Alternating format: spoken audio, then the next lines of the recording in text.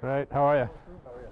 Thank you, guys. By all accounts, Thanks very much. all the people in this Goodhue, Minnesota fire hall may not have met. He's quite a remarkable guy. Had circumstance not brought them together. Gentlemen, how are you? You know, very few people that go through what I went through ever make it.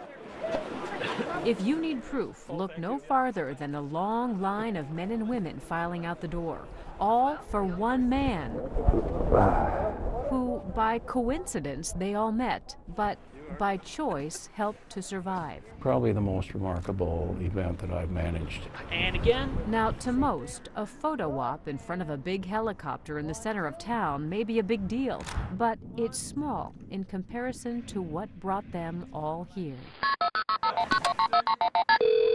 So I came back inside and I called 911. 911, what's the emergency? We're at Don's Foods in Goodhue, and the guy just fell. He was outside and he was laying there. He was still breathing at that point. Candace Kane was at the counter of Don's Foods with clerk Carol Skrypek when Howard Schnitzer went down. And then Al showed up and kind of took over everything, which was fantastic. So I came through here. I took off running. Brothers Al and Roy Lodemeyer run a car shop across the street.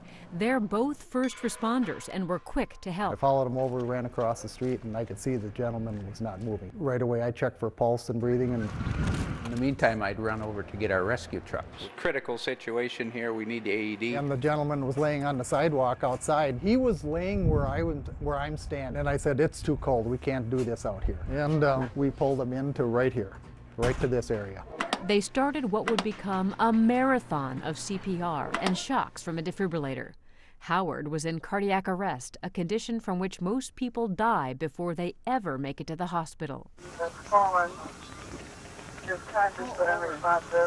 I come over with my squad car. I got on my radio and called dispatch and I said, "Get Mayo 1 in the air." 351 to 104, we're on scene. Soon, paramedic crews from 3 towns joined in to help keep Howard's blood pumping.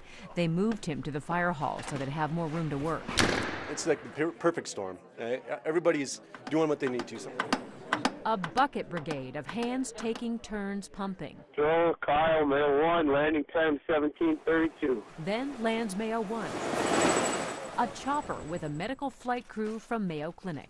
Mary Swoboda, the nurse on board, was stunned when she entered the room. So to look up and think to myself, it's taking a whole crew of people to keep this guy alive right now. And it was just something, I've never seen it before like that. That's because usually medical experts stop CPR within 45 minutes. By this time, it had been going on for at least an hour.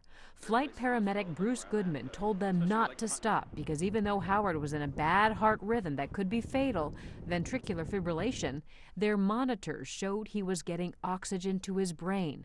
But they couldn't stop that bad rhythm. But this whole thing just went on and on and on. CPR, 11 shocks with a defibrillator, and doses of medication. When it looked like it wasn't going to work, Bruce called Mayo Clinic Dr. Roger White. I said, "Bruce, all we can do is blast him with another big dose of an antiarrhythmic drug." Then, one more shock. We gave him that 12th shock, and it worked. Success after almost 2 hours of continuous resuscitation. It blows my mind. It's amazing because, you know, there was a lot of doubt about whether or not I was going to have a mind working at all. Howard survived. He says he's humbled by the people in this small town, Al, Roy, and the others, who stopped their lives for a time in order to keep his going. Thank you, thank you, thank you. Statistics show this reunion wasn't supposed to happen. Dr. White, how are you? Oh my goodness sake. Thank you, sir. Oh my goodness. What a moment of union. Oh, I've been waiting for this moment. Oh, glad to be here to provide it for you. Oh man. But for Howard, the statistics aren't what matters. Congratulations. There had to be some sort of divine intervention of some kind. For Medical Edge, I'm Vivian Williams.